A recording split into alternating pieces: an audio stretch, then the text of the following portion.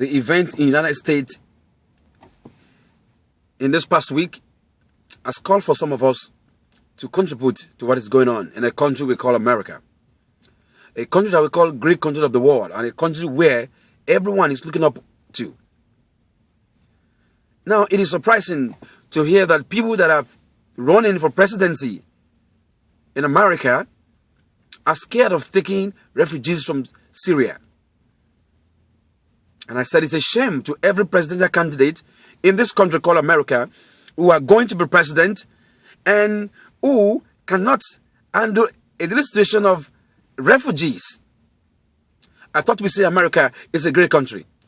I thought we say America is the country that leads the world. I thought we say America is one that teaches us about love. Then, what America is turning to now, that people that want to be president do not want to meddle and save people who are suffering on the other part of the world. And some of you are blaming the president, Barack Obama. Oh, that is leading from behind. He's not bombing ISIS. He's not doing this, he's not doing that.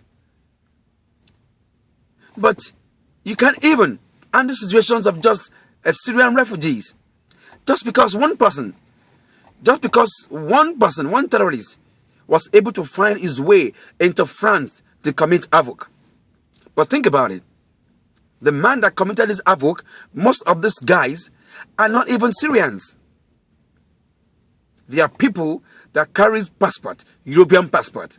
This passport does not even need visa. They don't even have to be refugees to enter into the United States. They can simply just buy a ticket and get on a plane. So why are we not stopping the Belgians, the France and Europe from coming to America? Why are we saying that people who are not by their destiny, being in problem, being in war, are the ones that we're not going to help, we're going to turn our back on? And we say America is the greatest nation in the world? I'm disappointed in all these Americans who are saying that refugees from Syria should not be allowed to enter into the United States. Come to think of it, to enter into the United States even as a refugee status, it's not 3 months, it's not 6 months. The process is as much as 1 to 2 years. So tell me, how on earth are we going to say the way to solve the problem that is going on in the world is by stopping refugees from being helped? If other countries can take refugees and America is saying no to refugees, then how will you tell me that America is the leader of the world? We will not be considered one. Because we are going to be leaders in terms of peace, in terms of war, when it's convenient, and even when it is not inconvenient. The test of a man by Martin Luther King said, it is not in the midst of peace, of comfort, but in the midst of distress, in the midst of crisis, in the midst of war.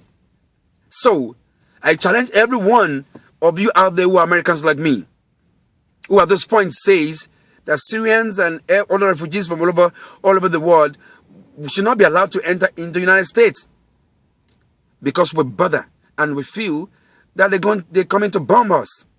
Come to think of it, we have more threats in our homeland than even people that are coming. And I can assure you, there has never been a record of those who have been coming as refugees committing havoc in this country. Let's think as Americans. Let's not think like coward. It's a coward that think like the way some of you are thinking. Are we cowards now? We're not cowards. We're Americans. We are a great nation on the earth. And let us claim to be that great nations. And let us be there to fight and not to run away from fighting.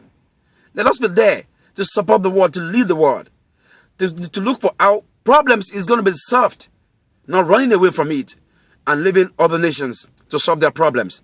When we know all the nations look up unto us for solving problems.